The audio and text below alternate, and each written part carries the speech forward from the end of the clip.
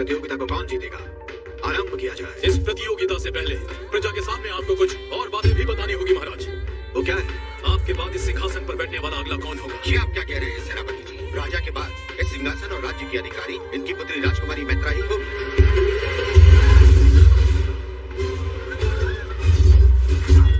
आज्ञा दीजिए महाराज। रुक जाओ भैरव, तुम्हारा इतना दुस्साहस, इसका कारण क्या है रणदेव? कारण है महाराज, ये इस राज्य को संभालेंगे। जो स्वयं पर मुसीबत आते ही आंख बंद करके अपना बदन ढक ले, वो क्या तलवार उठाएंगी? हाँ, जिसमें आत्मरक्षा करने की ताकत ही ना हो, वो इस राज्य की रक्षा कैसे करेगा महाराज? हमारी सीमा पर शेर खान डेरा डालकर बैठा हुआ है, हमारी प्रजा डरी हुई है, थर थर कांप रही है। ऐसी स्थिति में प्रतियोगिता होनी चाहिए, ये जानने के लिए नहीं कि राजकुमारी के लिए अच्छा पति कौन है, बल्कि ये जानने के लिए कि अधिक साहसी कौन है। ये जानना भी अधिक आवश्यक है महाराज कि सिंहासन का उत्तराधिकारी कौन होगा।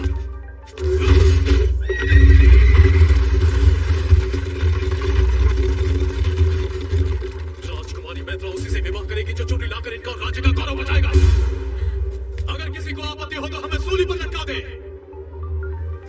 नहीं तो हमारी चुनौती स्वीकार करें। अब कोई उपाय नहीं है महाराज, प्रजा आपके निर्णय की प्रतीक्षा कर रही है। स्वीकार है या नहीं? हमें स्वीकार है,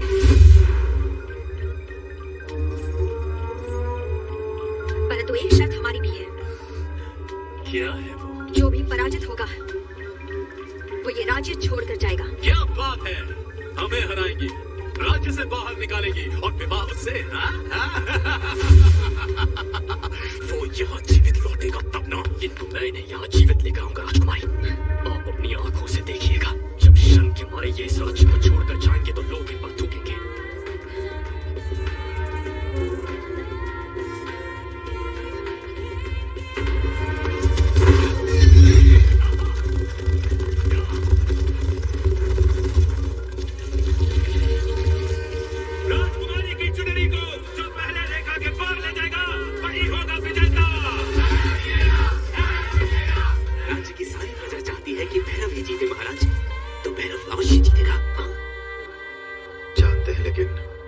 यही तो हमारी समस्या है।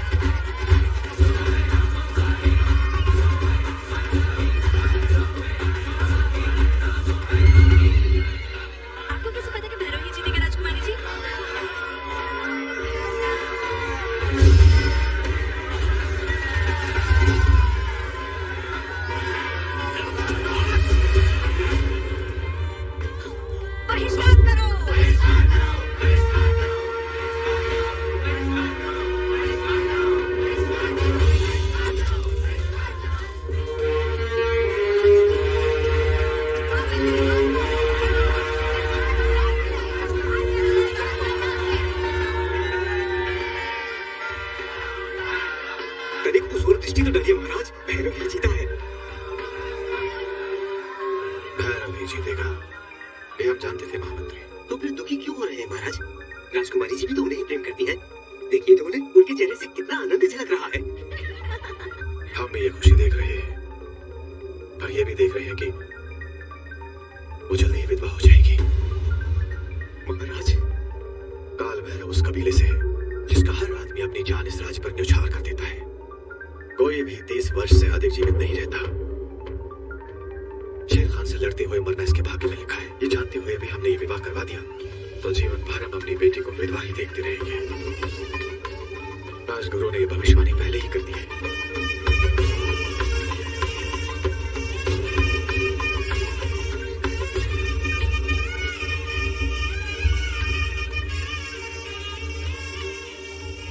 तुमने राजकुमारी की जान बचाई, तुम्हारे होते हुए हमें किसी बात की चिंता नहीं। ये मेरा धर्म है। राज्य के लिए तो मैं अपने प्राण भी अर्पण कर सकता हूँ। राज्य के लिए तो तुम अपने प्राण भी त्याग सकते हो, पर क्या राजकुमारी को त्याग नहीं सकती? महाराज, एक महाराज नहीं, मैत्रा का पिता तुम्हारे सामने भीख मांगता है।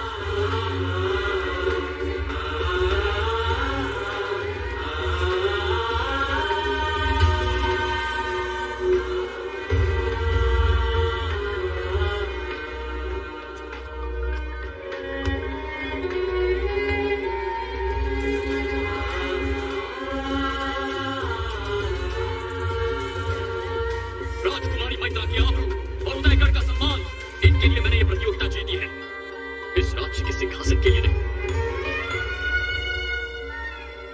मैं एक सैनिक हूं और वही रहूंगा।